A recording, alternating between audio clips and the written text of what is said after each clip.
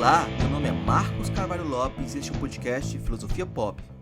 Este é o nosso episódio número 186. Recebemos o professor Diego Augusto Diel para uma conversa sobre direitos humanos na América Latina. Falamos também sobre a perspectiva descolonial, Henrique Dussel, Miroslav Milovic e muito mais. O Filosofia Pop é um podcast que aborda a filosofia como parte da cultura. A cada 15 dias, sempre às segundas-feiras, a gente vai estar aqui para continuar essa conversa com vocês. De modo intercalado com nossos episódios normais, de quando em quando vamos apresentar episódios de entrevistas temáticas especiais. É o caso do episódio de hoje, que é o primeiro de uma parceria com o projeto de extensão Filosofia, Cultura Popular e Ética, desenvolvido na Universidade Federal de Jataí.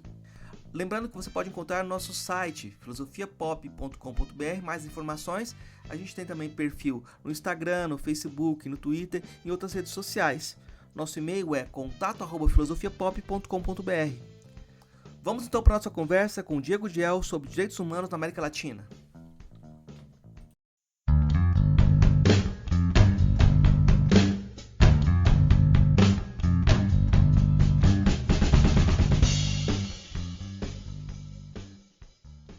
A gente recebe aqui direto de Jataí o professor Diego Diel, diretor do instituto que eu trabalho aqui em Jataí, e agora ele é coordenador do mestrado em Direito da UFJ, é isso, Diego? Isso mesmo, eu estou na função de diretor pro tempore do Instituto de Ciências Sociais Aplicadas da UFJ, função que eu exerço já tem 3 anos. Acabamos de ter essa excelente notícia da aprovação do mestrado acadêmico em Direito na UFJ, que vai ter como área de concentração Direito e Desigualdades Sociais, e estamos trabalhando nessa proposta já há um bom tempo, né? Eu fui o coordenador do trabalho que elaborou a proposta, e pelas regras da CAPES eu serei o primeiro coordenador do programa por ter sido o proponente na CAPES dessa APCN, que foi aprovada na semana passada, exatamente uma semana hoje está completando dessa notícia boa que a gente recebeu, né? A gente vai falar um pouquinho sobre direitos humanos, né? E eu vou fazer a pergunta básica sobre o que é direitos humanos, para a gente poder dissecar já também o que eles não são. Muito bem. Eu fiz uma tese de doutorado em Direito sobre filosofia dos direitos humanos desde a América Latina e desde a filosofia da libertação, que não tem só a versão do professor Henrique Dussel, né? Tem outras vertentes, mas eu trabalhei mais com a perspectiva dele, né? E também com o pensamento descolonial, né? Eu faço questão de enfatizar o S, tem esse debate, né? Se seria o giro decolonial ou descolonial, e como é um pensamento que nasceu de acadêmicos latino-americanos em universidades dos Estados Unidos, o que pegou foi o decolonial sem S, né? Mas aí, trazendo para a nossa língua, né? Seria descolonial com S, e detalhe é que na minha tese ainda não tem o S, né? Então, é um debate que eu fui me apropriando e, num primeiro momento, fui meio refratário a essa inovação do S, mas hoje eu me convenci de que é necessário reivindicar esse lugar linguístico, né? Não, agora você vai ter que explicar o peso desse S, para que as pessoas também entrem nessa briga. Claro, com certeza. Então, como eu disse, num primeiro momento eu mesmo não dei lá a devida importância para essa questão, mas hoje eu vejo que ela é importante, né? Porque a língua, ela não é só um instrumento de comunicação, mas é uma ferramenta de poder também, né? E como o pensamento descolonial, ele constrói a tese da colonialidade do poder, mas também a colonialidade do saber, e a língua é uma forma de saber e de poder, então, a partir do momento em que a gente aceita, aqui no Brasil, né, ou nos países de língua portuguesa de um modo geral, o decolonial sem S, a gente está aceitando uma tese tal como ela veio das universidades norte-americanas, né, da anglofonia, de um modo geral. E isso é uma forma de reprodução da colonialidade do saber, né? Então, se a gente quer se apropriar do debate sobre o pensamento descolonial, é necessário que a gente se aproprie desde a nossa realidade e faça a disputa simbólica que também está na língua, né? E, portanto, aceitar, sem questionamento, a anglofonia, aceitando o decolonial sem S, gera um problema que é exatamente a falta de reflexão sobre o que representa a mera aceitação sem crítica, sem debate, do decolonial sem S, né? Uhum. Então, é uma disputa epistêmica que está colocada e que não é uma questão meramente formal, mas é de uma postura sobre como nós recebemos esse pensamento fundamental, mas que está sendo produzido em universidades do centro do império, né? Então, Uhum. seria um pouco esse o debate. Uhum. Tá. Agora, vamos voltar agora aos direitos humanos, né? Ó, Voltemos. eu acho que aí você fez toda uma história para mostrar o que eles são e o que eles não são. Então, essa é a questão, né? Exatamente. Eu começo a minha tese tentando mostrar o que os direitos humanos não são, né? Fazendo uma crítica da história convencional dos direitos humanos, que seria essa história da modernidade, e aí é necessário fazer uma crítica da forma como convencionalmente se vê o nascimento da modernidade. Para isso, eu me valho muito das obras do professor Henrique Dussel, né?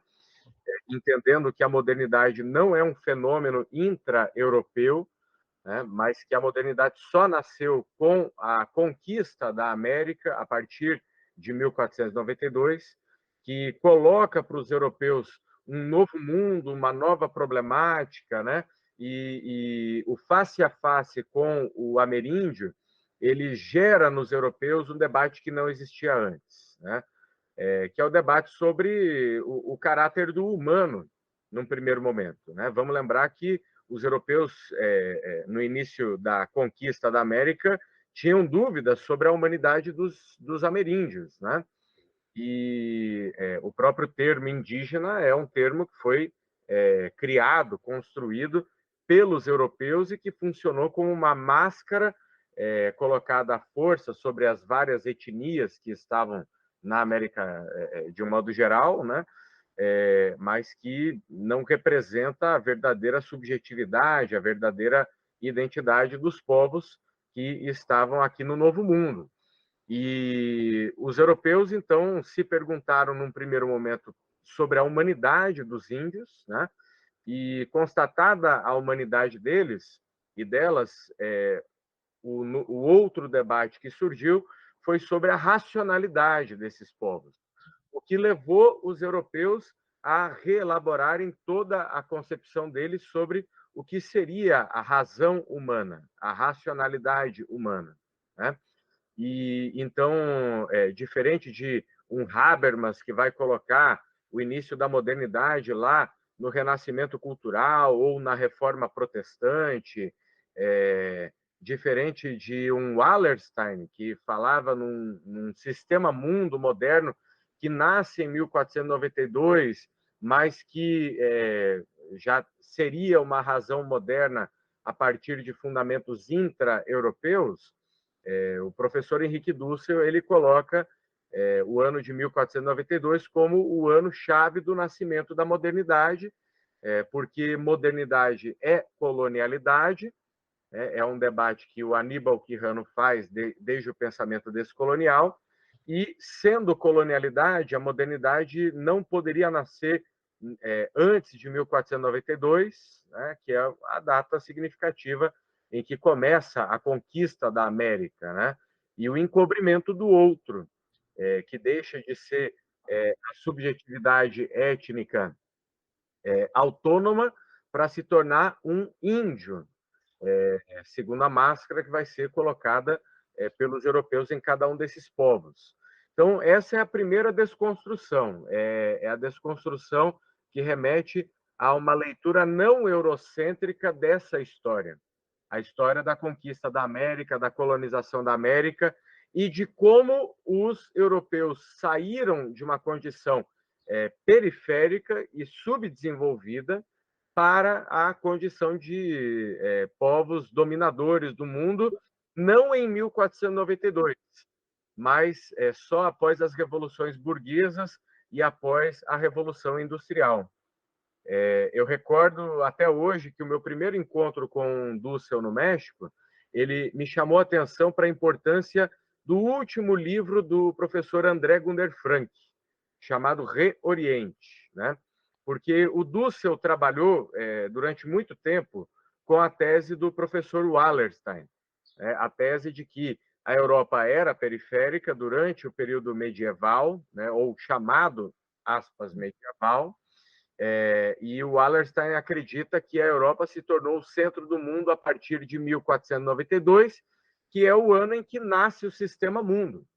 Porque enquanto a América não está no sistema mundo, não há sistema mundo, mas a partir do momento que os europeus conquistam a América, há sistema mundo, e, na opinião do Wallerstein, esse sistema mundo já é dominado pelos europeus desde 1492. Pois bem, a tese do Gunder Frank é que não, o sistema mundo começa em 1492, mas ele começa com a dominância dos povos asiáticos, porque os europeus não lançaram grandes navegações para as Índias, né?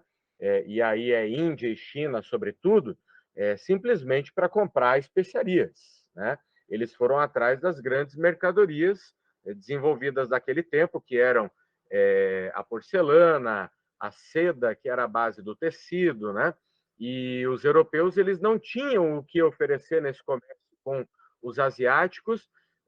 A única coisa que eles tiveram a oferecer nos primeiros séculos foi o ouro e a prata que eles roubaram da América, né?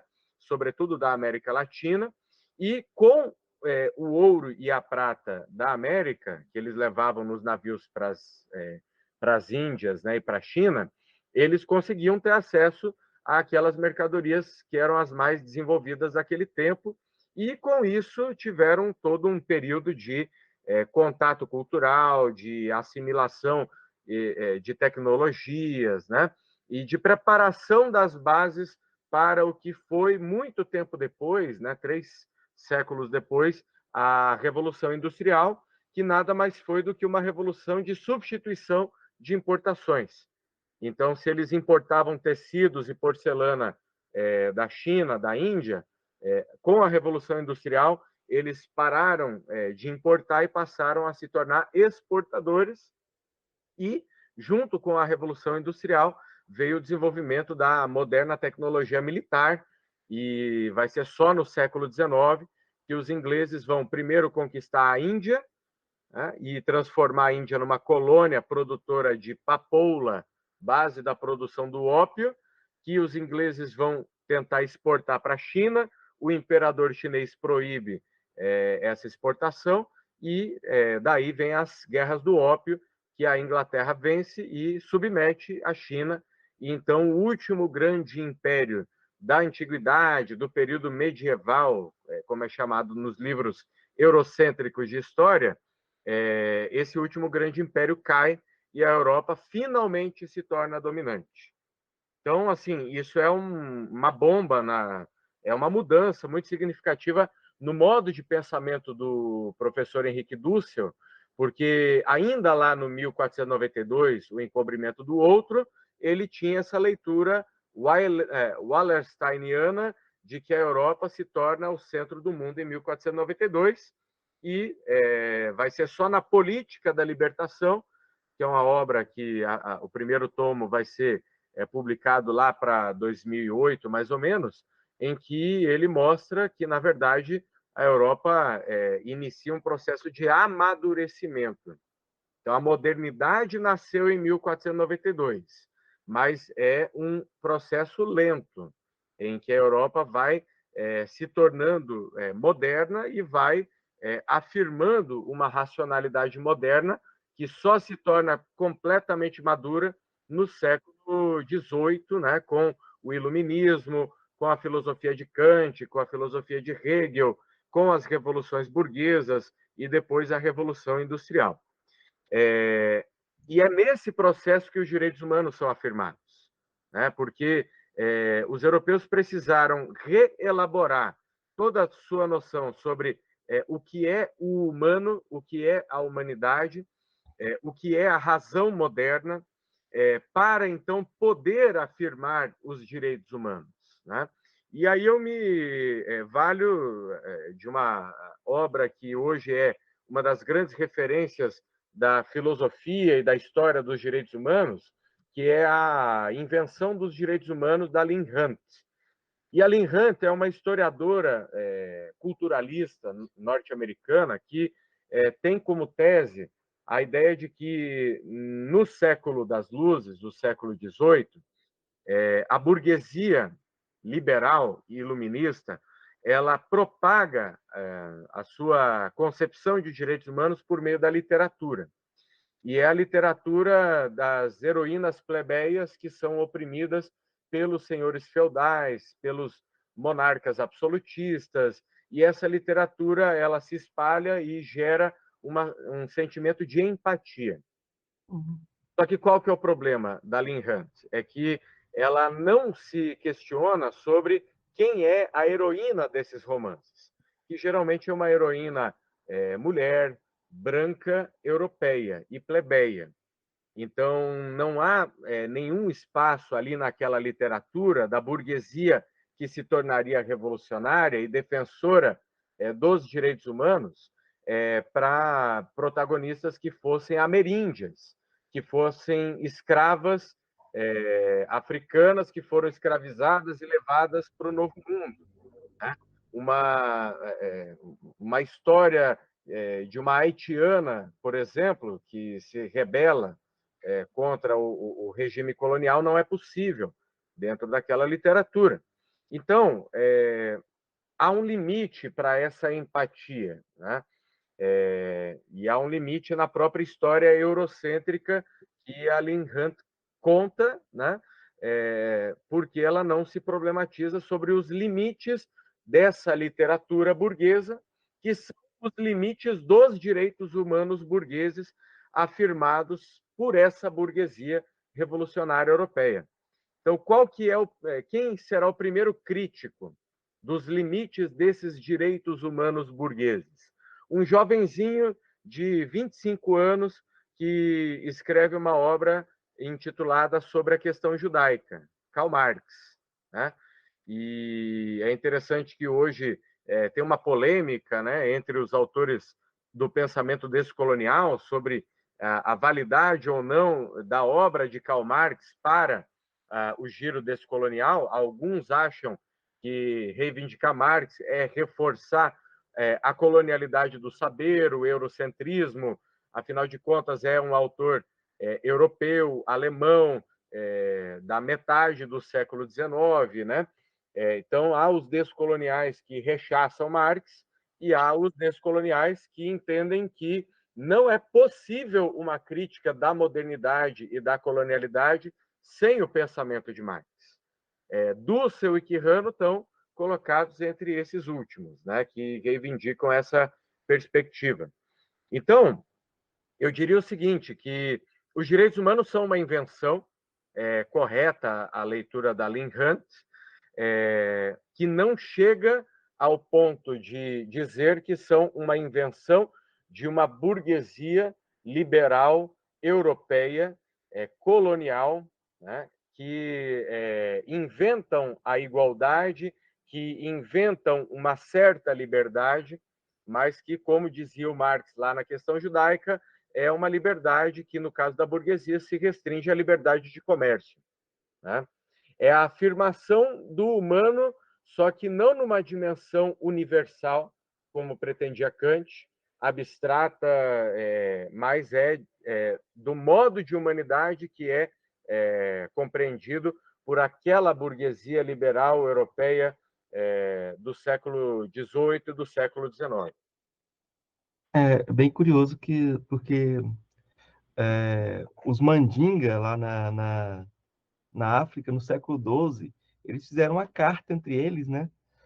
Em que eles afirmavam que no território deles não haveria mais escravidão e colocavam uma série de regras. E essa carta depois foi chamada de Carta de Direitos Humanos do Império Mandinga, né, que seria anterior à Carta dos Direitos Humanos Europeia, e seria justamente contra essa comercialização das pessoas, né, que eles estavam lutando lá no século XII.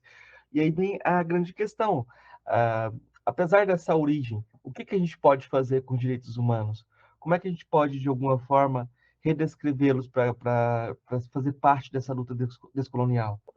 A primeira questão, né, é que há aqueles que entendem que nós não podemos reivindicar os direitos humanos porque eles são uma invenção dessa burguesia liberal europeia, etc, etc, né?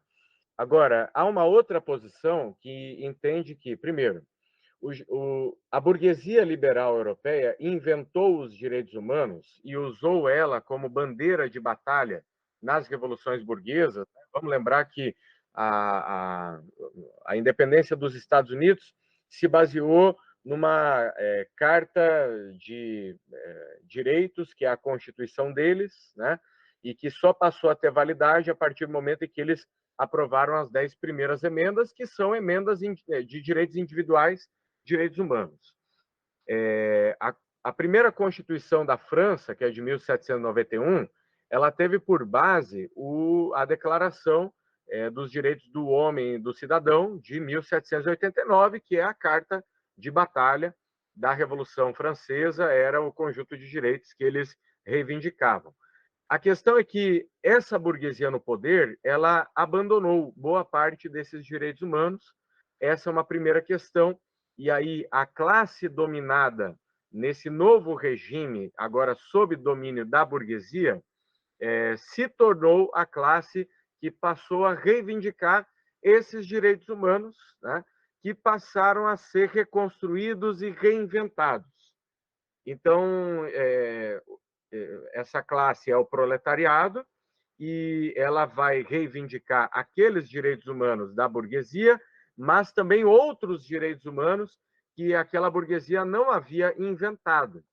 Essa é uma primeira questão. Então, o primeiro sujeito aí é o próprio proletariado europeu que estava sendo massacrado, explorado dentro do novo regime burguês que havia sido estabelecido. E a partir daí, outros direitos humanos, né, eles vão sendo inventados, reinventados, criados, construídos e reconstruídos continuamente. E dentre esses direitos humanos, a gente vai ter o que o pessoal do direito chama de segunda geração dos direitos humanos, que seriam os direitos trabalhistas, os direitos sociais, né, como o direito à saúde, o direito à educação, o direito à previdência, assistência social, lidos enquanto direitos universais, e a gente vai ter novas e novas gerações que não vão se acabar, porque os direitos humanos eles se tornam uma verdadeira caixa de Pandora, né? Você abre aquela caixa e tira dali alguns direitos que tem como base a pura e simples ideia de que direitos humanos são direitos de seres humanos. A partir dessa ideia, qualquer ser humano tem direitos humanos e esses direitos humanos não são universais. Eles são uma construção histórica, cultural, relacionada a diferentes civilizações humanas e que tem como base a noção que cada cultura, que cada sociedade tem sobre o que é a vida humana com dignidade. Se a cultura ocidental moderna ela entende que uma vida humana com dignidade é uma vida baseada numa liberdade individual e no consumo de bens que garantem um mínimo de necessidades humanas satisfeitas, em outras culturas essa perspectiva ela é diferente. Ela não é necessariamente de uma vida individual, mas de uma vida comunitária. Ela passa pela satisfação de necessidades que não são puramente do estômago, mas também da fantasia e talvez, sobretudo, da fantasia, como dizia o velho Marx lá do Capital, né? Ou seja, o modo de ser humano, o modo de exercer a dignidade humana, ela é diferente em cada povo. E não há um dono dos direitos humanos, não há um predomínio necessário de uma concepção contra outra. E isso é o que permite que os direitos humanos sejam vistos como o modo ocidental de concepção sobre o que é a vida boa, a vida com dignidade, a partir da qual o Ocidente pode aprender com outras perspectivas, né? Como é o caso da UMA, que é uma concepção árabe sobre dignidade humana, como é o caso dos Svadharma, que é a concepção hinduísta, e a gente poderia colocar ela em confronto, né, e em diálogo com outras perspectivas ameríndias, africanas, etc., né? Entendendo aí que são dois rótulos europeus, né? O africano é uma máscara europeia, o ameríndio é uma máscara europeia, mas, né, entendendo que nós temos que dialogar com as diferentes concepções de vida digna dos guaranis, dos povos, enfim, Yanomamis, dos Quechua, dos Aymara, dos Mapuche, dos Mandinga na África, enfim, todos os povos têm uma concepção de vida humana com dignidade que são perfectíveis. Não existe cultura perfeita, né? Então, se a gente for analisar, tem problemas culturais, né?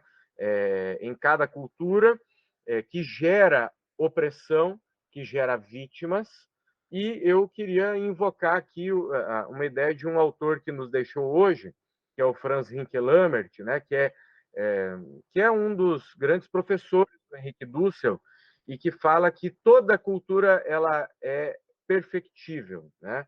Ela é falível, e toda cultura ela pensa uma dimensão de factibilidade dos seus conceitos, das suas concepções.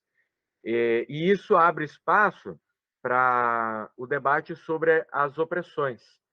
Então, toda cultura ela tem uma concepção de mundo que gera a efetivação de certas perspectivas de mundo, de dignidade humana, mas que não são perfeitas, que são perfectíveis. E sendo perfectíveis, elas têm problemas, esses problemas são identificáveis na vitimização. Então, toda cultura tem suas vítimas. E o grande nó, a grande questão do debate atual sobre direitos humanos é que nós temos um império que carrega uma concepção liberal de direitos humanos e que quer impor a outras culturas essa concepção, né? E isso gera debates étnicos complexos, né? Dentro do próprio povo brasileiro, a gente tem um debate sobre algumas etnias que entendem como necessário o infanticídio da criança considerada deficiente, né? E aí a cultura ocidental moderna ela não aceita essa perspectiva, né? E aí isso gera um dilema moral de como é que a gente deve lidar com esse tipo de situação. A perspectiva imperialista de direitos humanos ela quer impor a concepção liberal e eurocêntrica sobre os outros povos em tudo aquilo que esses povos não convergem com a concepção de vida humana, de razão humana, de vida boa, que a concepção ocidental, liberal, moderna de direitos humanos carrega. Então, é com base nesses direitos humanos que os Estados Unidos estão autorizados a bombardear o Iraque, a bombardear o Afeganistão, a bombardear a Líbia, a fazer as suas guerras. Guerras de direitos humanos, né? Aqui o Olavo. Então, esses direitos humanos, né, que dizem, por exemplo, que uma criança não pode entrar aqui na live, né, porque isso aqui é coisa de adultos e tal, ela é uma concepção específica, de um povo específico, que não é melhor, né, e que também não é pior, é diferente. E essas diferentes concepções, elas precisam dialogar. Então, uma história realmente mundial, universal dos direitos humanos, ela vai reconhecer que os direitos humanos são uma invenção ocidental moderna, mas que outros povos têm outras concepções que não são chamadas de direitos humanos, mas que refletem no seu modo de vista, né, na sua cosmovisão, a sua respectiva perspectiva do que é a vida humana com dignidade. Enfim, girei para tentar dar uma resposta longa para uma pergunta que era complexa, né? É uma pergunta muito complicada, porque a gente acaba caindo na questão sobre o que é humano, né? E aí a dignidade da pessoa, né? O que a gente considera como uma pessoa. E você pode pegar várias culturas em que, por exemplo, rios são pessoas, então eles têm direitos. Ou então culturas em que empresas são pessoas, e as empresas têm direitos. A gente tem um choque aí, porque é fácil conceber que as empresas sejam pessoas numa perspectiva liberal, né? Mas é difícil aceitar que um rio seja uma pessoa que tenha sua dignidade, seus direitos, até de livre curso, etc. Né? Mas eu acho que eu queria te perguntar sobre como você fez a contextualização específica na América Latina do seu projeto, porque você coloca claramente a necessidade de um diálogo intercultural. E você foi fazer esse diálogo intercultural, né? E você buscou esse horizonte de pensar a América Latina, né? O que você traz de específico em relação aos direitos humanos na América Latina? Como é que você fez essa recontextualização?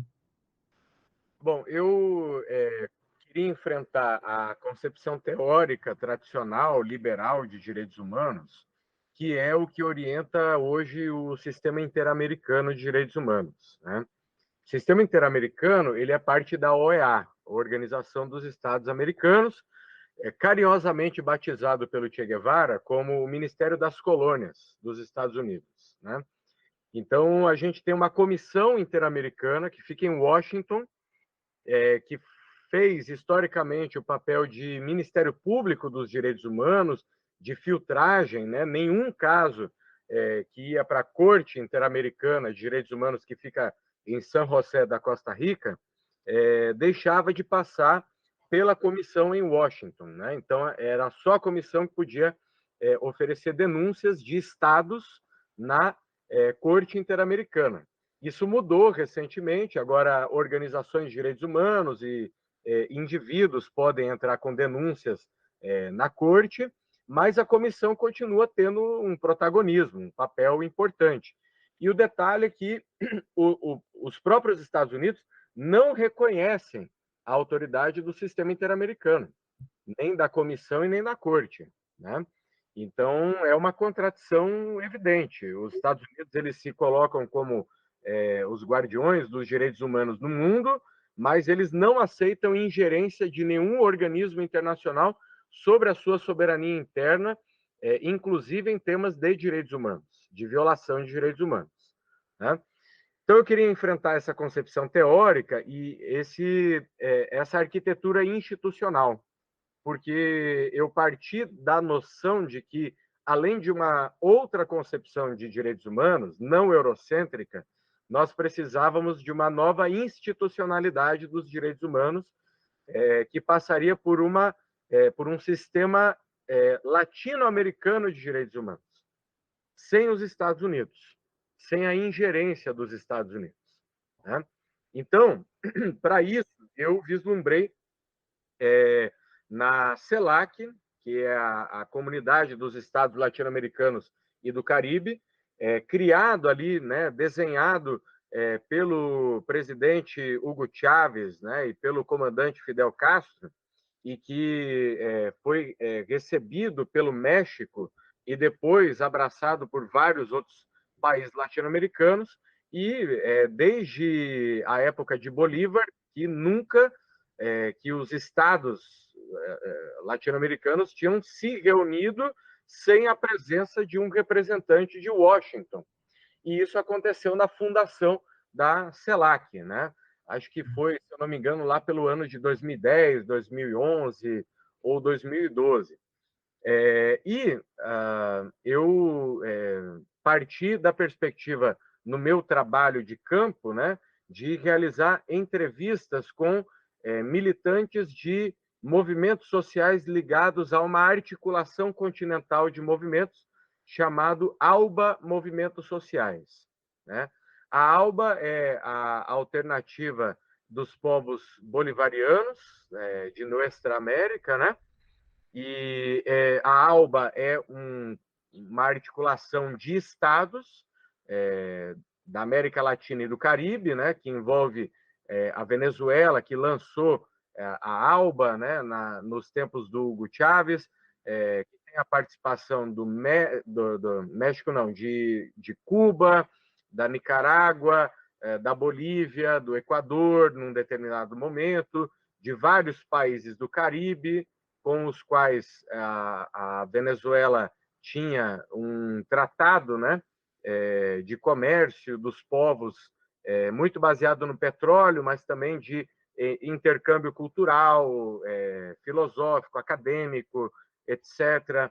Então, a ALBA, que nasceu como um tratado entre países, ela incentivou a formação da ALBA Movimentos Sociais, que é uma articulação continental de vários movimentos sociais de vários países, que aqui no Brasil é encabeçado especialmente pelo MST, mas que vai ter os piqueteiros da Argentina, que vai ter o cooperativismo de moradia do Uruguai, o cooperativismo de trabalho do Chile e o movimento estudantil também, movimentos indígenas do Peru, movimentos indígenas e de mulheres da Bolívia, sindicalistas da Venezuela, sindicalistas do Equador, o movimento campesino da Colômbia, movimento estudantil do México e o movimento campesino também do México, etc, etc. Então, eu procurei acompanhar o nascimento da ALBA Movimentos Sociais, né? É uma articulação que nasceu no ano de 2012, lá na Escola Nacional Floresta Fernandes, que é a escola do MST em Guararema, no estado de São Paulo. Lá estavam militantes e dirigentes de movimentos sociais de vários países latino-americanos, e a partir daí eu comecei a estabelecer contatos com esses militantes, né, e fiz uma volta pela América do Sul, né?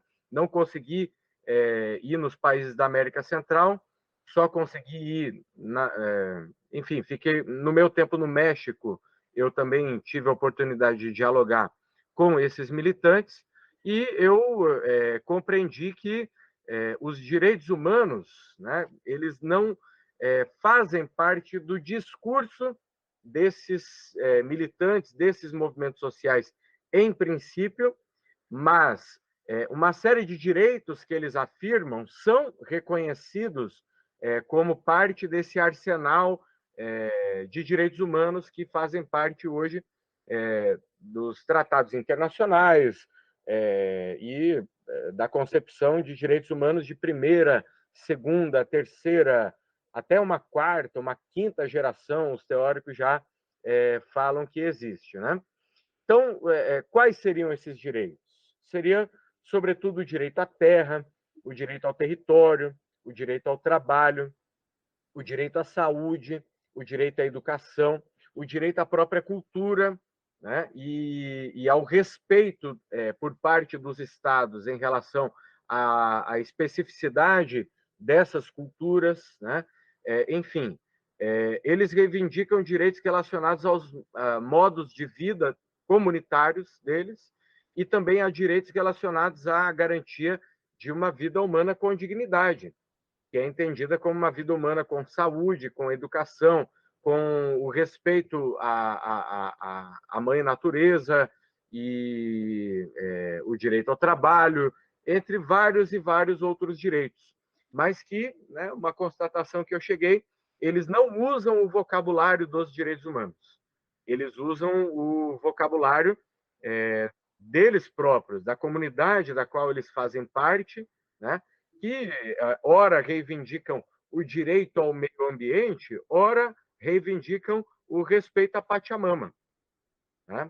E aí a gente tem que entender a profundidade dos significados de cada um desses direitos que são afirmados por eles, né? Até porque, como você mesmo falou, não são direitos apenas das pessoas individuais, né? Mas são direitos das coletividades, são direitos da natureza, são direitos das entidades que fazem parte da Pachamama, né? É o direito dos rios, das florestas, dos animais e de todos os entes que compõem aquilo que nós chamamos de natureza, né? A sua tese foi de 2015, já se vão 8 anos. Nesse tempo, o mundo ruiu mais um pouco, né? A gente teve algumas rachaduras aí, alguns discursos autoritários vieram à tona e são parte hoje do debate. Eu acho que o contexto que a gente tinha em 2015, hoje a gente tem até saudade da situação em alguns aspectos, né? Porque a gente tem muitas transformações autoritárias e transformações de discurso que vão na contramão daquilo que a gente esperava que fosse, né? Esse discurso o refrão, é bom de partir dos refrões populares para questionar, né, o discurso do direitos humanos para humanos direitos se tornou mote de campanha, né? E cada vez mais a gente viu o fechamento de identidades, uma espécie de tribalismo, porque você vota na identidade que você tem, não importa o tanto o discurso da pessoa, mas você fala, não, vou votar na pessoa porque eu sou de tal religião, ou minha identidade sexual é essa, eu não abro mão. É como se você se reafirmasse e tivesse um fechamento nessas questões, né? E você acaba criando uma amálgama de ressentimento que vai conduzindo uma formulação política, né? Eu acho que eu queria que você comentasse um pouco como você viu essa transformação, porque é a transformação do seu trabalho também, né? Nesse tempo. Como que você vê os horizontes dos direitos humanos hoje? De fato, o meu trabalho foi desenvolvido entre 2011 e 2015, em que a gente vivia ainda o que o professor Henrique Dussel chamava de primavera dos povos latino-americanos, né? Nós tínhamos Hugo Chávez na Venezuela, nós tínhamos Fidel Castro em Cuba, Evo Morales na Bolívia, Lula e Dilma no Brasil, Néstor e Cristina Kirchner na Argentina, a Michelle Bachelet no Chile, etc, etc, né? E depois a gente teve uma reação, né? A gente teve um golpe no Brasil, teve um golpe na Bolívia, Macri na Argentina, Pinheira no Chile, enfim, uma regressão, né? Mas hoje a gente vê um novo impulso, talvez uma segunda primavera dos povos latino-americanos. Mas isso tem muito a ver com a situação global, Marcos, na minha leitura, né? E a situação global que eu vejo é de uma decadência do Ocidente, né? E essa decadência ela faz com que as classes dominantes na Europa e nos Estados Unidos elas se tornem mais violentas e elas recorram a grupos políticos de extrema direita como uma tentativa de resposta aos desafios que outras civilizações estão impondo ao mundo ocidental. Então, com a emergência de uma China, né, que é o país que mais cresce no mundo nos últimos 30, 40 anos, que está se tornando uma nova potência global, com a reorganização da Rússia, que passou por aquele período de desmonte da União Soviética, de adesão à cartilha neoliberal do Banco Mundial, do FMI, com agora um descolamento da Índia em relação aos Estados Unidos e à Europa, com a África olhando com muito interesse, né, para parcerias comerciais com esses países. O Irã, que desde a Revolução dos Ayatollahs se tornou um inimigo dos Estados Unidos e os Estados Unidos não conseguiram o câmbio de regime, né? Que acontece? Esses povos eles têm se fortalecido, eles têm se unificado contra o Ocidente, contra os Estados Unidos e os seus vassalos europeus. E a resposta que os Estados Unidos e a Europa estão dando a isso é de um fechamento e de uma espécie de refeudalização. Uhum. Eu queria lembrar de um conceito do Darcy Ribeiro, que ousou enfrentar lá no processo civilizatório a tese de muitos marxistas dogmáticos, eu diria, nem ortodoxos, né? De que o feudalismo seria um modo de produção superior ao escravismo antigo. E o Darcy Ribeiro é um dos primeiros a falar que o que houve na Europa Ocidental foi uma regressão feudal, ou seja, não é um modo de produção, mas é o símbolo da decadência da Europa a partir da queda do Império Romano. Né? Então, o que nós estamos vendo hoje é uma espécie de refeudalização da Europa e também dos Estados Unidos. Né? A política da Europa e dos Estados Unidos para os povos do sul global, América Latina, África e Ásia, sempre foi o colonialismo. Né? Então, é a política da ocupação territorial, do militarismo, da imposição de um modo de produção econômica de mera exportação de commodities, e todos os países que tentaram fugir dessa cartilha, não necessariamente por uma via anticapitalista, né? Mas que fosse de um capitalismo nacional desenvolvimentista, sofreram intervenções.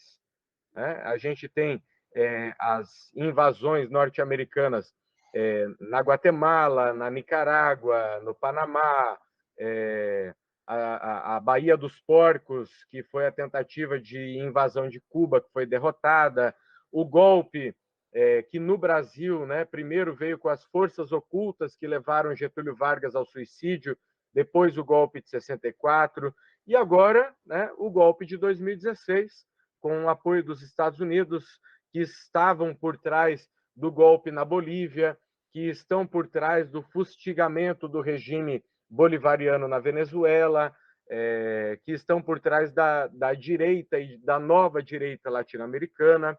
Então, houve um retrocesso no campo dos direitos humanos e que só prova essa tese de que o Ocidente ele abandonou os direitos humanos. Né? O discurso sobre os direitos humanos, né?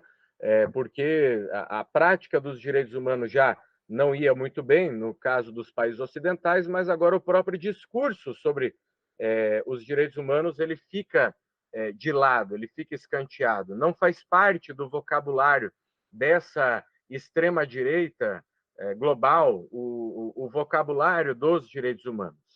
Então, nesse ponto, de fato, durante um certo momento, parecia que a minha tese ela tinha ido para a gaveta para não voltar nunca mais. Né?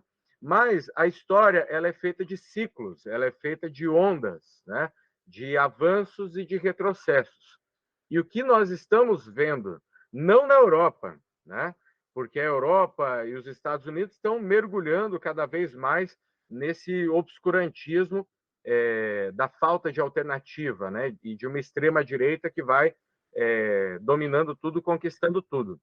Mas é dos povos do sul global que a gente está vendo a alternativa surgir. Então, na América Latina, uma segunda onda em que, veja bem, dois países que são sintomáticos, que estavam sob a hegemonia do Império e hoje não estão mais, México e Colômbia. Estão hoje sendo governados por governos de esquerda ou de centro-esquerda. Né? O Lula saiu da prisão para a presidência da República Federativa do Brasil, que é um referencial na América Latina inteira. Né? Infelizmente, o Brasil ainda conhece pouco a América Latina e o Caribe, né? Dá as costas para a história dos hermanos latino-americanos e caribenhos, mas eu vi e eu dialoguei com esses militantes de movimentos sociais desses países e eu cheguei à constatação de que o Brasil ele tem um peso continental gigantesco. Então, eu diria que nós estamos numa segunda primavera latino-americana nesse momento, né? Que pode ter um novo ciclo de retrocessos, de derrota, enfim, a história não está dada, a história não está contada, né?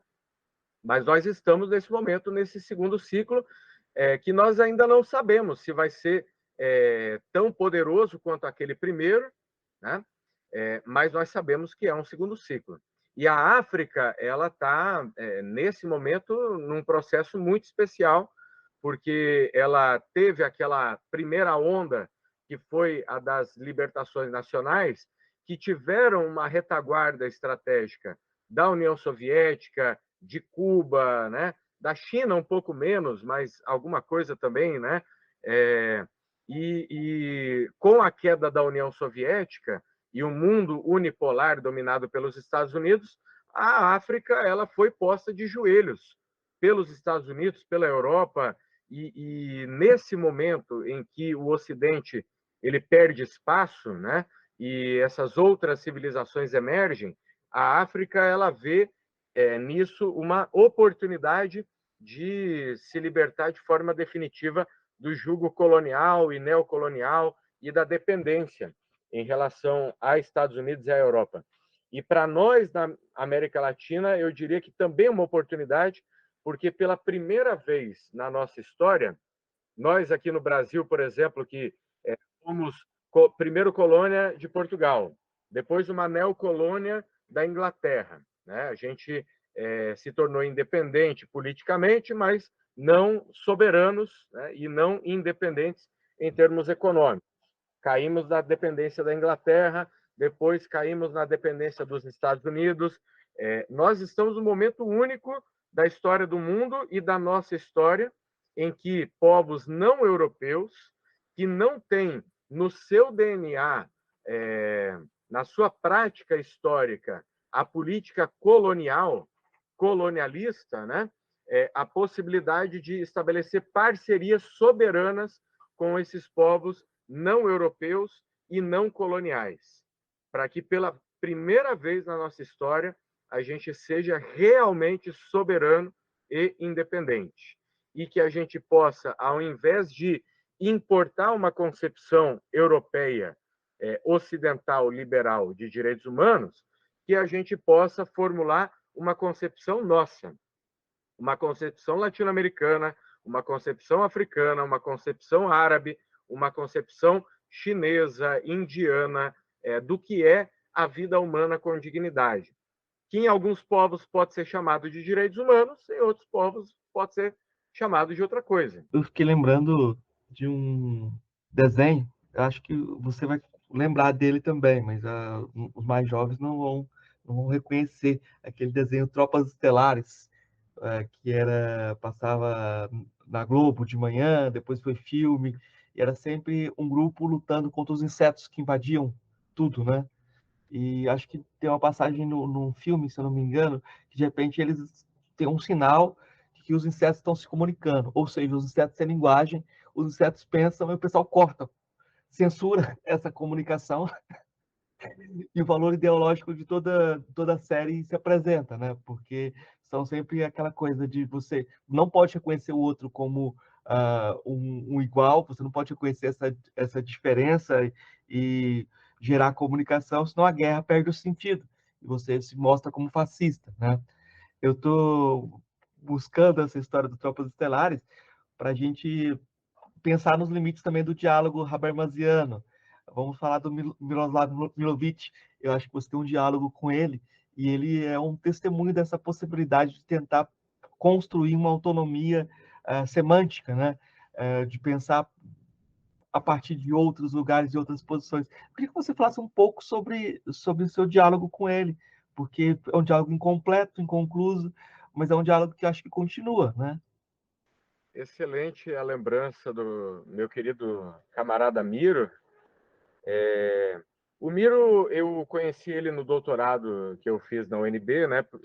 Professor de filosofia política, no mestrado e doutorado do programa de pós-graduação em Direito da UNB, E tudo que eu fui atrás da Escola do Direito Achado na Rua, na UNB, né? Eu sou um admirador das obras do professor Roberto Lira Filho, do José Geraldo Souza Júnior, do Alexandre Bernardino Costa e outros, né? Não conhecia o professor Miroslav e tive a grata surpresa de ter aulas de filosofia política com um filósofo que se dispôs e ousou pensar sobre o comunismo.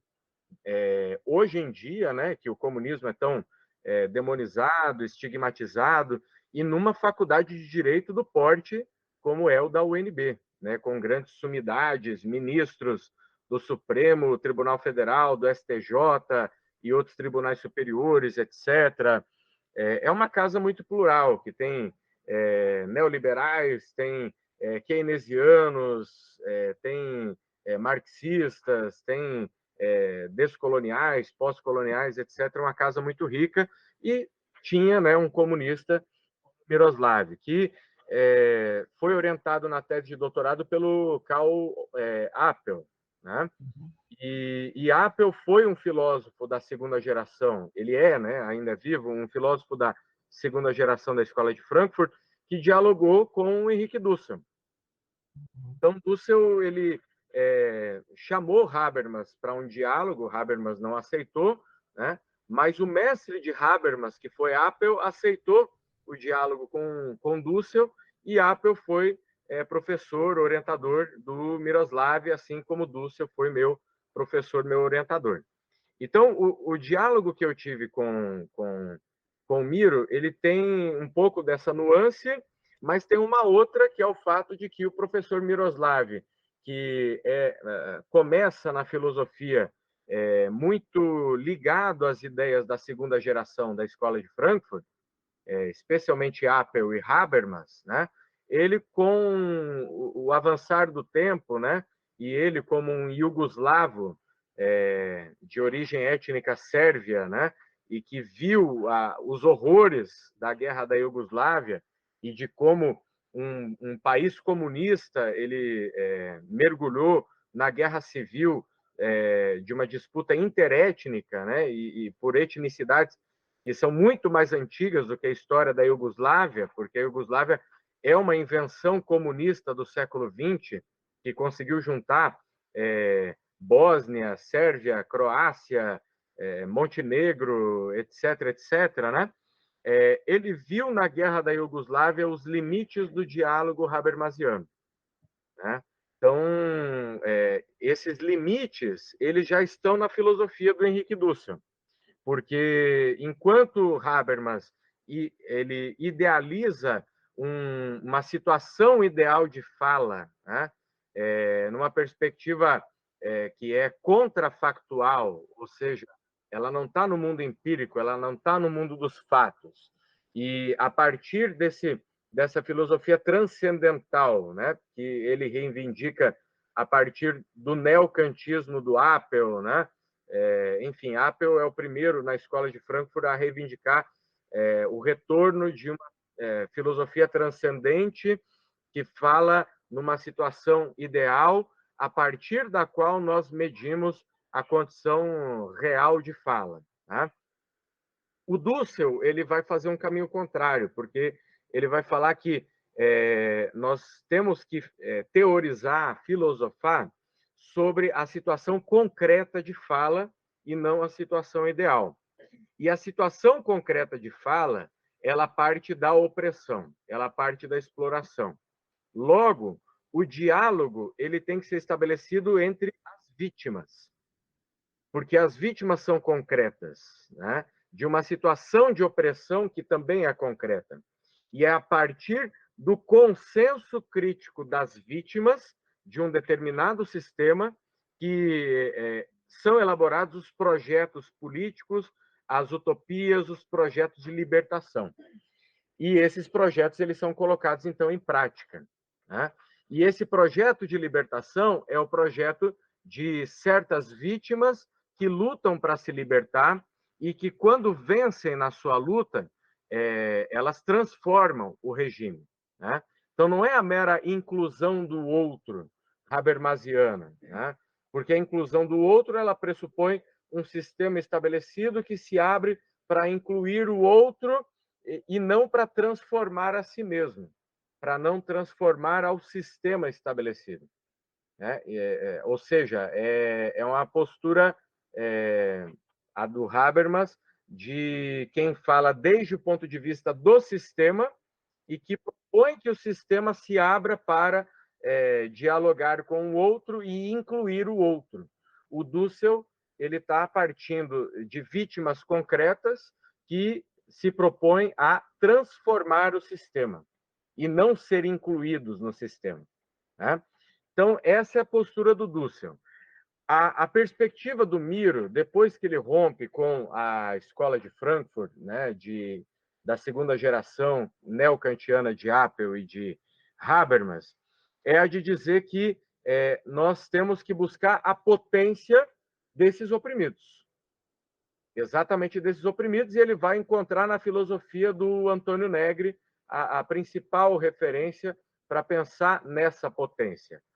Negri é um marxista que, ao invés de buscar as ideias de Hegel, né, ou as ideias do materialismo de Feuerbach, que eu procurei enfatizar na minha tese, né, os marxistas, de um modo geral, esqueceram Feuerbach e a importância do materialismo de Feuerbach para a perspectiva marxiana. O Tony Negri ele vai buscar na filosofia de Spinoza um diálogo com o pensamento de Marx e, sobretudo, a noção de potência na filosofia spinoziana, né?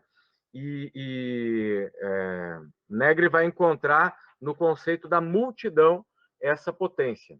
Então, e aí, né, tem diálogos e diálogos críticos entre a perspectiva de Dussel e a perspectiva de Negri. Porque se no Negri a multidão é um povo sem rosto e que detém a potência de transformação do sistema estabelecido, em Dussel não se trata de uma multidão que é um povo sem rosto. Se trata do povo propriamente dito, que é o povo brasileiro, que é o povo argentino, mas que também é o povo aimara, que é o povo mapuche, que é o povo mandinga, que não é um povo sem rosto, que não é um povo sem história. Eles não são monstros, como dizia o Negri. Eles são povos belíssimos, que têm o seu próprio rosto, e o desafio é a da construção de uma intersubjetividade concreta e crítica em que os vários rostos eles se colocam no face a face, lembrando que Dussel é um adepto da filosofia do face a face de Emmanuel Levinas, né? E é no diálogo que respeita a alteridade do outro enquanto absolutamente outro, enquanto distinto, que é aquele que pode falar o impossível para mim, né? E eu tenho que me esforçar para entender o mundo do outro, a visão de mundo do outro, que não é o mero diferente, e sim o distinto, a partir dessa compreensão do outro como outro, né? Em que eu entendo o mundo do outro, o outro entende o meu mundo, que nós podemos concretamente sedimentar um projeto de transformação do mundo, que é uma hiperpotência na filosofia política do Henrique Dussel. Porque a potência ela está no sistema, na noção de Dussel. Nas vítimas está a hiperpotência, que vai transformar o sistema, né? E a hiperpotência, ela transformando o sistema, faz com que esse sistema tenha uma nova institucionalidade, né? Uma nova potestas. Então, são três conceitos da filosofia do Dussel: a potestas, o poder estabelecido; a potência, que era o poder originário que gerou a potestas, mas essa potestas ela gera vítimas. Essas vítimas são os oprimidos, que formam uma hiperpotência que transforma a potestas, né? Então, contra o estado de sítio, contra o estado de emergência de um governo argentino na crise econômica de 2001, né, em que o governo manda todo mundo ficar dentro de casa, o povo vai às ruas como hiperpotência e fala que se vaiam todos, que todos saiam e que a gente construa um novo sistema, uma nova institucionalidade. Não aconteceu na Argentina, mas aconteceu na Bolívia, com a nova Constituição, aconteceu no Equador, aconteceu na Venezuela, enfim, temos várias experiências históricas que mostram que isso de fato aconteceu. Então foi esse o diálogo que nós estabelecemos, né? Miro com muitos pés atrás em relação à influência levinasiana da filosofia de Dussel, né? Mas nós dois, como dois camaradas que queriam chegar ao topo da mesma montanha, nós escolhemos caminhos diferentes, né, para chegar no topo da mesma montanha, que é a montanha do comum. O comunismo, ele na verdade é o regime social, o regime político da produção do comum, do respeito ao comum, né? Então, e esse é um tema que está trabalhado lá no livro do Negri, que é o Commonwealth, né? E ali, enfim, ali, se a Multidão é uma obra bastante criticável, Commonwealth já é uma obra mais interessante, né? Em que há uma maior harmonia entre as ideias de Dussel, as ideias de Negri, as minhas ideias, as ideias do professor Miroslav. Tem um ponto que é incontornável, que é importante, no Compêndio de Filosofia Africana, há um artigo do Walter Mignolo, e ele se refere assim: nós da filosofia latino-americana, homens brancos de meia idade. E é um ponto que é incontestável, assim, é uma onda, né? Como é que essa autoimagem tem sido questionada? Que autores têm feito essa leitura a contrapelo? Porque a gente fala de outras vozes, e essas vozes começam a ganhar protagonismo também, né? Independente, né? E eu acho que é importante também apontar quais as fontes que as pessoas podem procurar para sair dessa imagem de pessoas brancas que teorizaram a filosofia na América Latina, homens brancos de meia idade, e não deram, geralmente outras vozes não aparecem como da filosofia latino-americana, né? Essa é uma questão interessante, porque eu acho que ela diz mais sobre o ambiente universitário, e a Uhum. universidade é uma instituição europeia, eurocêntrica, né? Ela nasceu antes da modernidade, mas ela se tornou uma ferramenta da colonialidade do saber na modernidade, do que propriamente sobre o giro descolonial, porque o giro descolonial ele parte de uma noção que é apontada pelos povos ameríndios desde o início da conquista da América, desde a colonização da América, né? Então, eu diria o seguinte, que o pensamento descolonial acadêmico, ele é branco, ele é majoritariamente masculino, ele está, sobretudo, nas universidades, mas ele vem reconhecer a validade filosófica, se é que isso seria necessário, acho que esse é um debate importante que a gente tem que fazer, mas ele vem reconhecer a validade do pensamento originário dos povos de Nuestra América, né? Então, eu tive a oportunidade de participar de um congresso internacional de filosofia e libertação no México, em que havia vários trabalhos que refletiam sobre a filosofia por trás do Popol Vuh, que é a espécie de Bíblia e de constituição ao mesmo tempo dos povos maias, do sul do México e da Centro-América, né? Então, há uma filosofia descolonial dentro do Popol Vuh. Há uma filosofia descolonial dentro do pensamento político do Guamán Poma Jayala, que é um indígena mestiço e que formula uma filosofia política lá no período colonial, né, em que ele coloca as diferentes etnicidades que dariam legitimidade para o rei da Espanha, mas o rei da Espanha visto como uma espécie de rei inca, o novo rei Inca daquele novo regime estabelecido, né?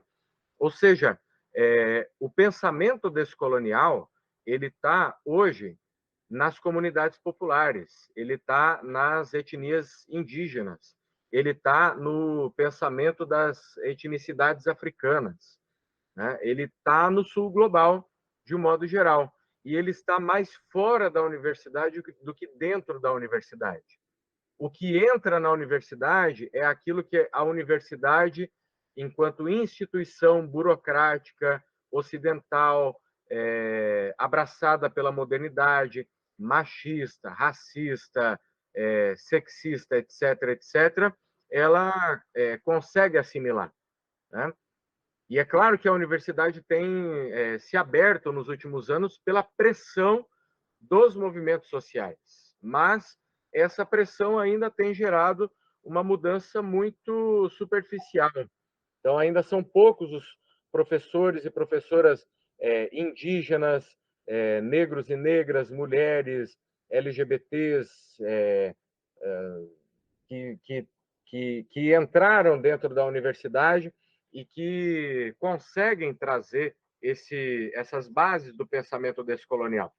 E aí o resultado é que esses homens brancos, né, e que bom que pelo menos esses homens brancos eles se abriram à possibilidade de dizer que há saber fora da universidade e que a base do pensamento descolonial está justamente nesses saberes que estão nessas comunidades dos sem terra, dos sem teto, dos indígenas, dos quilombolas, dos ciganos, entre tantos outros. Eu acho que talvez o lugar do Mignolos também tenha a ver com essa formulação, porque acaba que ele está nos Estados Unidos também. Então, você fica com essa coisa da representatividade como a proporção neoliberal, tentativa de embargar essas vozes também dentro do jogo de uma representatividade individualista, né? Mas eu acho que a gente fez um percurso bacana e eu sei que a gente vai continuar dialogando e vai ter essa porta aberta sempre para continuar dialogando aqui no podcast. Então, vou partir para as 3 perguntas que eu faço para todos os entrevistados. São perguntas simples, né? A primeira é: o que é filosofia? A filosofia, ela é o saber sobre o saber, ela é o saber sobre o mundo, ela é o saber sobre os povos, ela é o momento do saber mais livre que, enfim, o Ocidente conseguiu produzir. Eu entendo a filosofia como uma construção ocidental, mas ao mesmo tempo há outras formas, né, de saber não ocidentais que podem ser chamadas de filosóficas também, né? Então eu penso a filosofia como um modo de saber que é o mais livre, mas que ao mesmo tempo pode ser apreendido numa gaiola, como aconteceu com o positivismo e com a filosofia analítica, enfim. Mas ela tem uma potência gigantesca, então é essa forma como eu entendo a filosofia. Das filósofas ou filósofos que você conheceu pessoalmente, qual foi o que mais lhe impressionou? Henrique Dussel, porque, assim, eu considero Dussel o maior filósofo vivo da América Latina e do mundo, né? Não é pouca coisa. Vejo ele como maior do que Agamben, do que Negri, do que Deleuze, Guattari, Derrida, etc. E é uma pessoa assim que é de uma humildade, de um trato humano muito impressionante, sabe? É uma pessoa que é aberta às críticas, que é aberta ao diálogo, né? Que dialoga com um entusiasmo, que está completando aí seus 90 anos e segue produzindo. Tem uma obra impressionante. É muito raro ele repetir coisas nas obras seguintes, ele está sempre avançando, é um caminho. Você vê claramente que é um caminho em que ele partiu de um lugar, ele aprendeu, ele revisou, né? Ele tinha uma certa opinião sobre Marx, ele reviu, ele tinha uma certa opinião sobre vários autores, então é uma pessoa aberta, e é uma pessoa que lá em 2008 ele reviu uma tese importante dele, que é a tese sobre o momento em que a Europa se torna o centro do mundo, né? Então, Dussel, para mim, é uma referência em vários aspectos. Eu não sei se com essa resposta você respondeu a última questão das três, que é qual o seu filósofo ou filósofo favorito de todos os tempos? Olha, Dussel está ombro a ombro com Marx.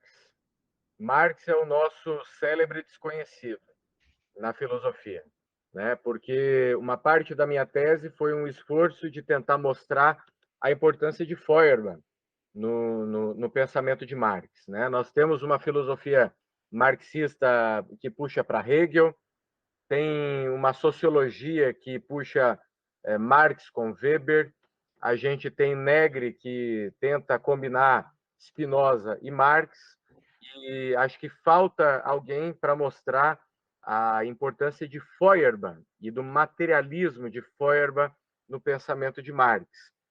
O Dussel ele ousou tentar mostrar uma certa ligação da filosofia de Schelling com Marx, né? A filosofia da criação de Schelling, a filosofia do negativo, da negatividade, que muitos marxistas entenderam como um mero obscurantismo, e que Dussel viu ali uma filosofia da criação em Schelling e que vai aparecer indiretamente em Marx, né?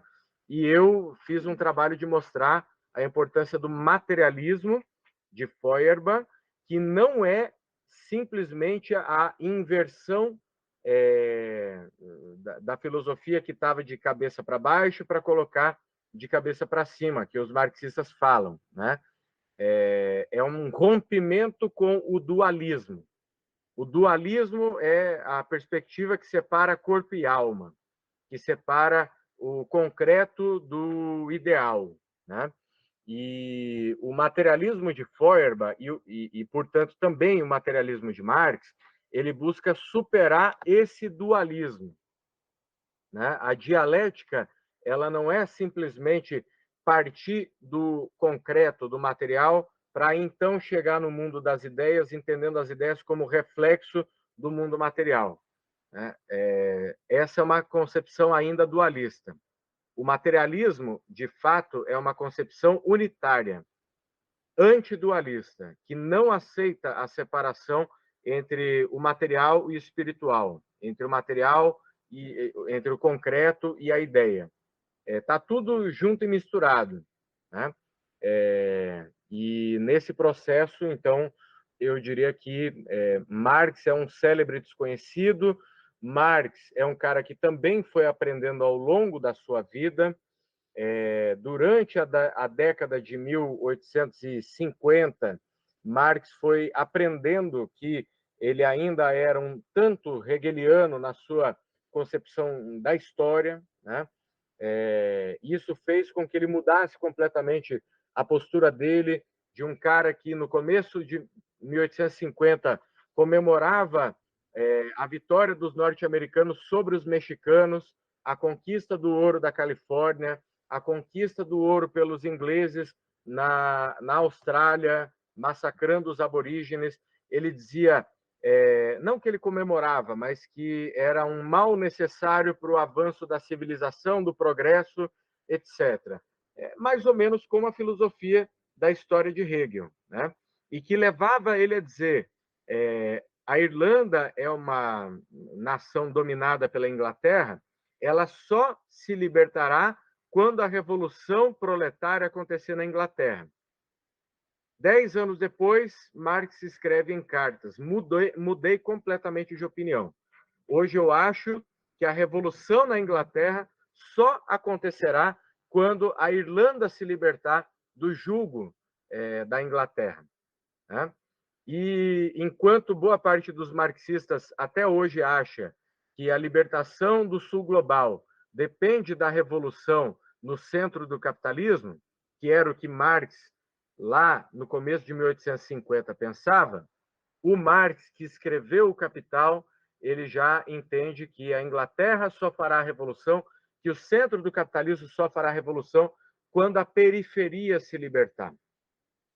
E a história deu razão para esse Marx, que escreveu o Capital, que é o Marx que já acha que a revolução no centro do capitalismo só vai acontecer quando a periferia se libertar.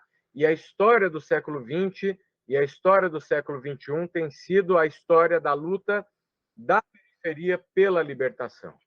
Então, eu não espero uma revolução no centro do capitalismo antes da libertação do sul global, que é o que está acontecendo nesse momento.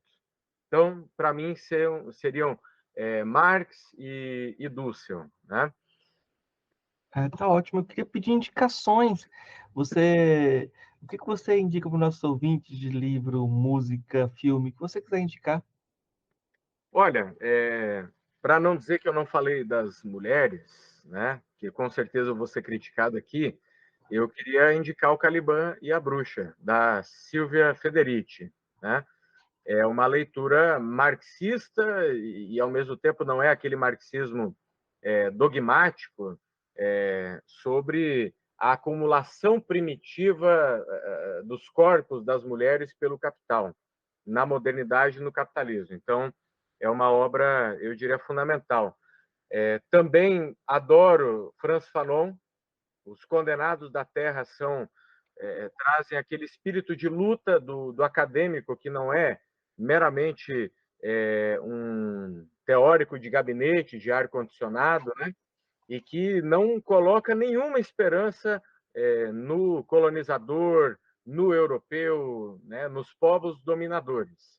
A esperança ela está toda depositada nos povos do sul global. Também quero indicar a poesia do Vinícius de Moraes, O Operário em Construção, né? Porque entendo que a luta ela passa pela consciência do oprimido, e é só no momento em que o oprimido toma consciência da injustiça da sua situação, da sua condição concreta, que ele passa a negar as propostas indecorosas dos seus senhores, né? E dizer não, e se libertar do jugo e lutar pela sua libertação. Como filme, eu recomendo Jovem Marx, que é a história, né, desse momento do estalar, né, daquele filho de classe média, de judeus remediados, né, mas que acaba fazendo uma opção de classe e paga muito caro por isso, né, em vários aspectos. Como música, eu gosto muito da música brasileira, né? Então, e sou muito eclético, então queria indicar os Racionais, queria indicar também um Luiz Gonzaga, o espírito do povo do Nordeste, né? Apesar de letras contraditórias, trajetória contraditória, mas o Gonzagão ele traz o espírito do povo do Nordeste. Falar de um Belchior também, Chico César, Geraldo Azevedo, enfim, nossa cultura brasileira ela é muito rica, então tem todos esses músicos populares aí que o povo gosta, né? E que trazem letras que falam um pouco da vida do povo, das agruras e também das vitórias e das alegrias. Para quem quiser se aproximar do Henrique Dussel, qual o texto que você indicaria para início? Porque a gente vai ter que fazer uma conversa só sobre ele. Eu acho que a gente ficou devendo isso também. E depois eu quero marcar isso com você, mas eu acho que é uma pergunta importante, já que você fala dessa virada do pensamento dele recente. Se a pessoa quiser se aproximar dele, qual o trabalho que você indica?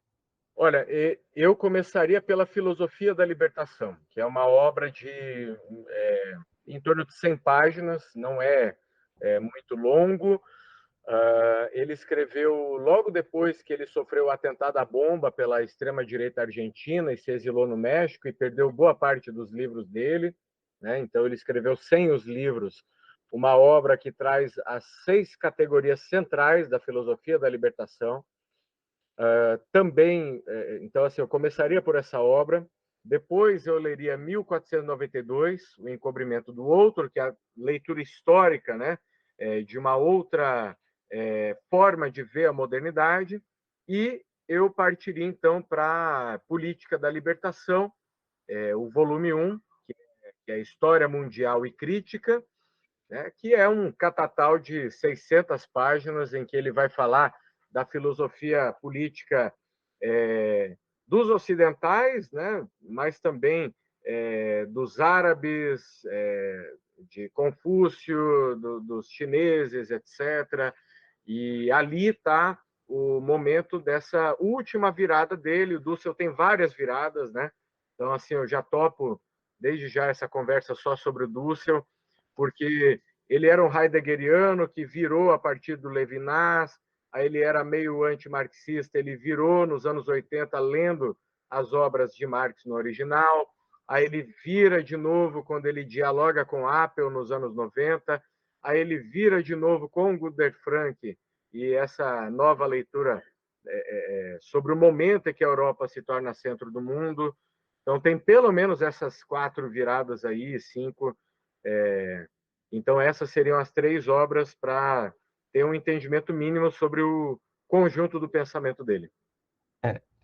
Eu acho que a gente precisa muito conversar sobre teologia da libertação também, assim, a ideia de teologia no Brasil precisa ser pensada, a gente precisa, de alguma forma, levar em conta o que forma valores no Brasil e trazer propostas que sejam construtivas. Eu acho que a dimensão teológica não pode ser esquecida nesse sentido, o lugar dela, né? Porque senão a gente vai dar espaço só para uma crítica, uma negatividade que não chega às pessoas, né? Mas eu vou indicar também o Comunidade de Diferença, do Miroslav Milovic, que eu acho que ele foi um dos personagens da nossa conversa.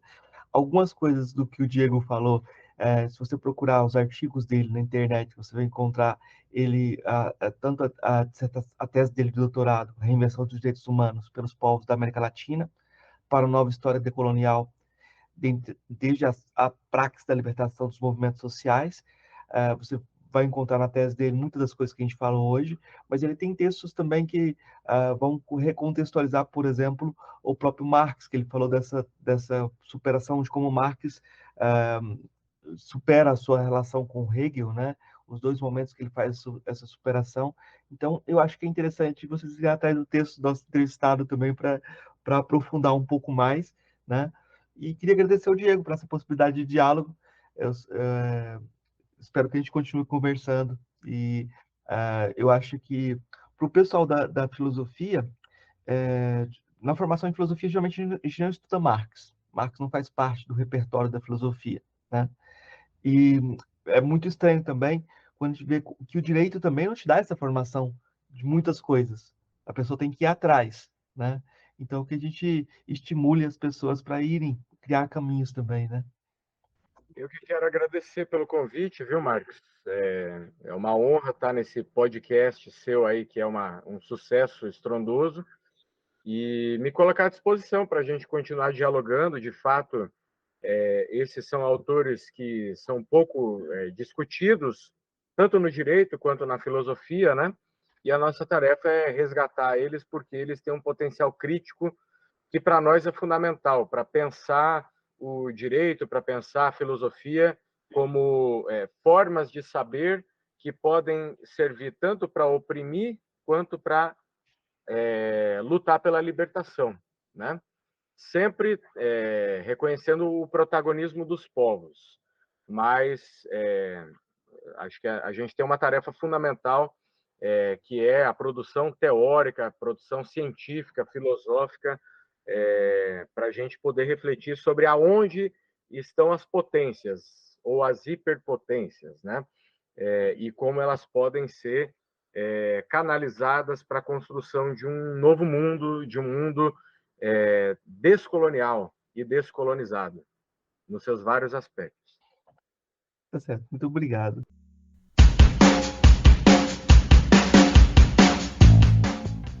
O episódio ainda não terminou, gente. A gente tem mais uma pergunta ainda pro Diego sobre a sua trajetória de formação intelectual, como ele se aproximou das questões sociais, mas eu queria deixar um recado para vocês. o Murilo está providenciando a transcrição de todos os episódios do podcast Filosofia Pop, mas aí a gente precisa de voluntários para poder revisar essas transcrições para que a gente possa disponibilizar isso para o público também depois, né? Então, se você puder ajudar, entre em contato com a gente no e-mail contato@filosofiapop.com.br. Lembrando que esse episódio faz parte de uma série especial em parceria com o projeto de extensão Filosofia, Cultura Popular e Ética da Universidade Federal de Jataí. Vamos então para a nossa última questão, para o professor Diego Diel, que ele vai falar um pouquinho sobre a sua formação, como ele entrou em contato com as questões sociais. Um abraço e muito obrigado por ouvir a gente, compartilhe, dê aquela força pra gente. É isso aí. Em té. Eu acho que é interessante pegar esse mote do título do projeto, do mestrado, Direito e Desigualdade. Eu queria saber como que foi no curso de Direito que você começou a se aproximar dessas questões da desigualdade. Eu sei que você se vinculou ao movimento Passe Livre e algum grupo de reivindicações políticas mais radicais já na graduação, mas essa é uma questão, porque geralmente os cursos de Direito não têm essa abertura, né? Como que foi o seu encontro com essas questões que te mobilizam hoje, né? Então, Marcos, desde que era adolescente, eu nutria uma curiosidade, uma simpatia com o movimento dos trabalhadores rurais sem terra. Uhum. E na universidade, eu tive a oportunidade, por meio da extensão universitária, de participar de um projeto de assessoria jurídica popular e também de um projeto de assessoria a cooperativas populares, né? Então, na assessoria jurídica popular, a gente desenvolveu trabalho em escolas públicas de periferia, lá em Curitiba, que é a minha cidade, e lá eu tive contato com o movimento Passe Livre. E no projeto de extensão de assessoria a cooperativas populares, nós tivemos contato com cooperativas de catadores de material reciclável e também com o cooperativismo do MST, que é muito forte lá no Paraná, no sul do Brasil, né? Tem experiências bem interessantes. Então, eu tive essa trajetória na graduação, né? Fiz estágio numa organização de direitos humanos bastante importante lá do Paraná, chamado Terra de Direitos, e eu segui carreira acadêmica depois, fazendo mestrado no Direito Ambiental na Universidade Federal do Pará. Foi uma mudança radical, né, do Paraná para o Pará. E logo depois eu fiz o doutorado na Universidade de Brasília, com uma tese sobre filosofia dos direitos humanos na América Latina. E eu tive a oportunidade de trabalhar com o professor Henrique Dussel, né? É um filósofo que eu estudo, que eu trabalho desde a minha graduação, e no doutorado eu tive essa oportunidade de fazer o doutorado sanduíche no México. Fiquei lá 9 meses trabalhando com o professor Dussel, né? E o tema do direito e desigualdades sociais, ele nasce também, né, não só pela minha trajetória pessoal, né, mas pelo perfil do curso de Direito da UFJ, que é um perfil de uma maioria de professores que tem uma leitura crítica do direito e comprometida com a concretização dos direitos humanos. Nas suas diferentes vertentes, né, tem orientações teóricas, linhas teóricas bastante variadas entre os docentes do nosso curso, né? E até essa sugestão, né, dessa área de concentração, direito e desigualdades sociais, ela veio do professor Hugo Luiz Pena Ferreira, que é um professor de leitura keynesiana na economia política, né?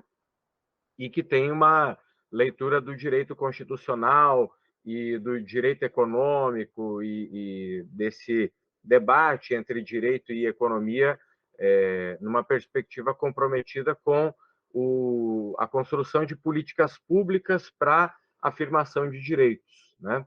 Então, essa sugestão ela veio muito a calhar com o perfil desse grupo de professores e professoras, né? Que vão fazer uma leitura muito variada, né? Em relação à questão das desigualdades sociais. Alguns puxando mais para o aspecto de classe, de raça, de gênero, outros pegando pela questão da construção de políticas públicas, fazendo uma reflexão crítica sobre a educação, sobre a saúde e outros campos de concretização ou de violação de direitos, né? E que desagam nessa realidade global das desigualdades sociais. Hoje em dia, até o FMI e o Banco Mundial falam de desigualdades, né? E a gente quer disputar esse discurso e essa análise, né?